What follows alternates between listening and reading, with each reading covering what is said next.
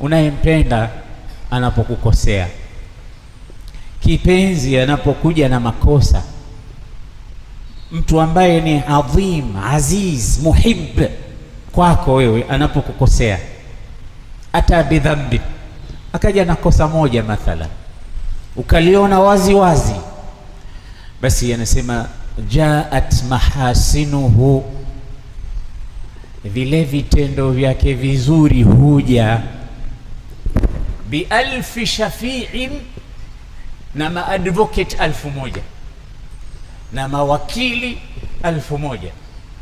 Kwa maana kwamba anapokukosea mpendwa, mtu aziz katika nafsi yako, akafanya dhambi moja, vile vitendo vyake vizuri vilivyopita ndio mawakili wake.